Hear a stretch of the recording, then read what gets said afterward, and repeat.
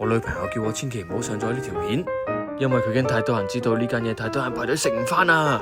今日我要介紹一間好食到癲嘅炸豬扒。咁呢間嘢呢就位於高田馬場嘅，座位又唔算好多。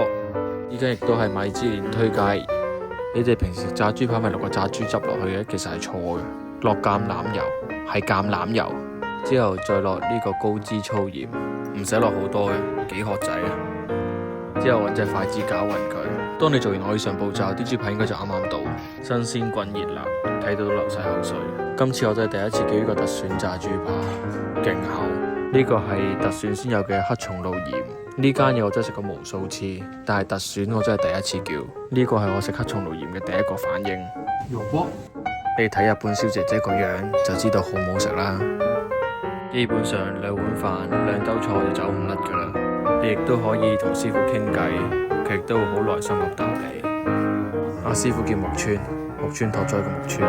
咁就一個平加一個貴就200零蚊，咁就係咁多啦。